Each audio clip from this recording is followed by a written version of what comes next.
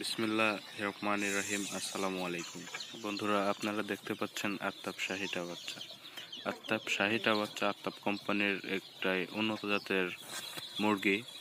এটা আফতাব কোম্পানি নতুন বাজারে এনেছে। তো এই ভিডিওর মাধ্যমে আমি আপনাদের সাথে আলোচনা করব আফতাব শাহিটা বাচ্চা নিয়ে।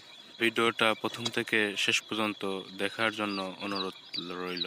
আফতাব শাহিটা মুরগি আফতাব কোম্পানির একটি উন্নত জাতের মুরগি। কোম্পানির ভাষ্যমতে এই মুরগি 50 থেকে 60 দিনের মধ্যে 1 কেজি ওজন হয়। কোম্পানির ভাষ্যমতে এই মুরগি 50 থেকে 60 দিন পালন করলে এই মুরগির স্বাদ অনেকটা দেশি মুরগির মতো হয়। আফতাব শাহিটা মুরগি বাজারে নতুন আসায় এই মুরগির সাথে খামারিরা একটা পরিচিত না। খামারিরা যাতে এই মুরগি সম্বন্ধে সঠিক একটি ধারণা পায়, সেজন্য আমার এই ভিডিওটি বানানো। আশা করি আপনাদের ভিডিওটি ভালো লাগবে।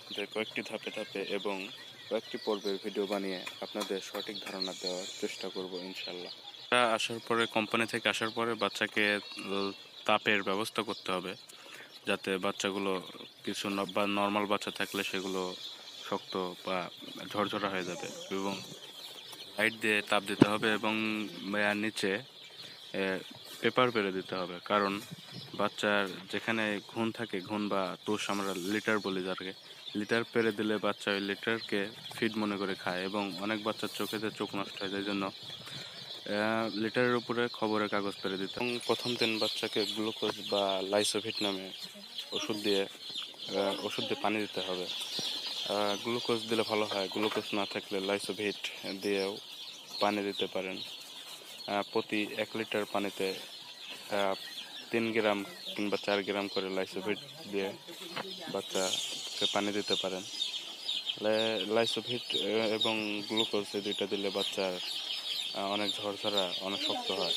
বাচ্চার যে একটি কোম্পানি থেকে আসার পর কার্টুনে একটা ক্লান্তি থাকে, ক্লান্ততা দূর হয়ে যায়। সেজন্য লাইসোভিট কিংবা গ্লুকোজ দিয়ে পানি দিতে হবে। 4 ঘন্টা এই লাইসোভিট দিয়েই পানি চলবে।